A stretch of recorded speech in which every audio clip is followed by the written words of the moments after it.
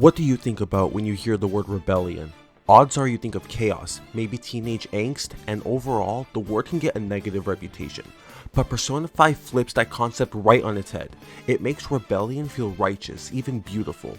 Every Phantom Thief shares one thing in common. They were wronged by the adults and systems around them, be it Joker by Shido, Ryuji and On by Kamoshida. Every Phantom Thief was forced into rebellion, not by choice, but by necessity. That's the clear distinction.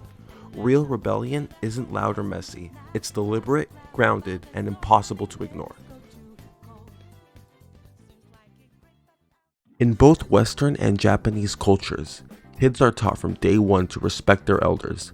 Listen, obey, never talk back. It's how we separate the good ones from the problem ones. When a teenager pushes back, adults rarely ask why.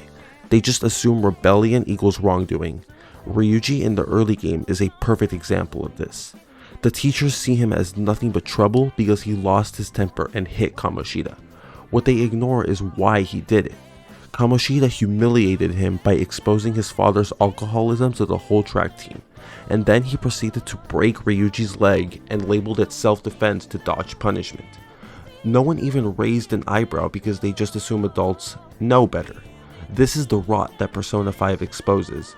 We place blind faith in authority figures who use their status not to protect others, but to protect themselves. The same can be said about Joker. He tried to do the right thing, stop an assault, and Shido ruined his life to protect himself. One lie, and Joker was branded a criminal, sent to a new city, stuck in a cafe attic, and treated like a ticking time bomb at school. That kind of exile doesn't just make you feel lonely, it rewires you. You start to believe the world's version of you, that you're dangerous, broken, unwanted. So when the teachers told him to stay away from Ryuji, he didn't listen.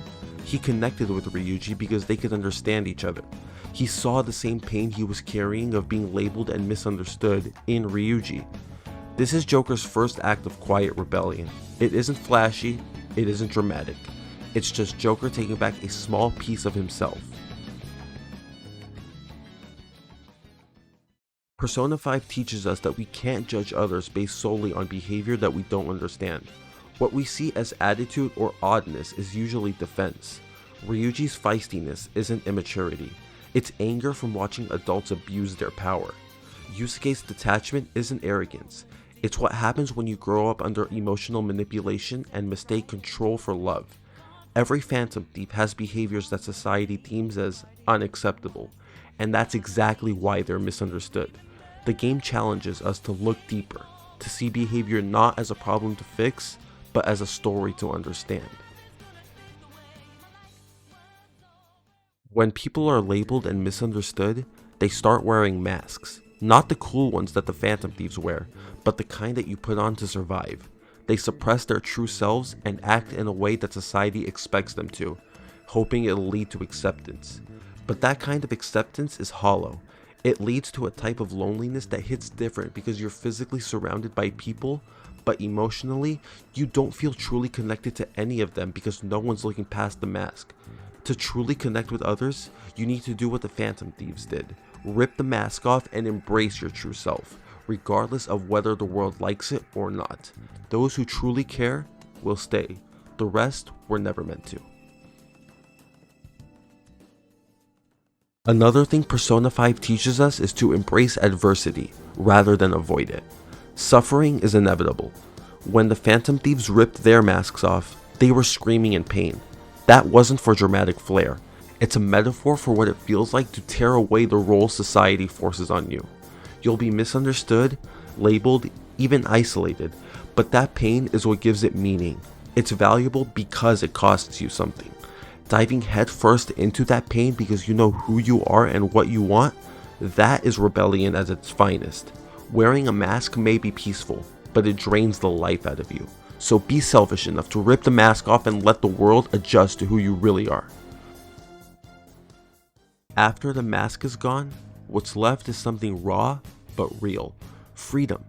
Freedom doesn't mean doing whatever you want. It means you're at peace with who you are and embracing your true and maskless self.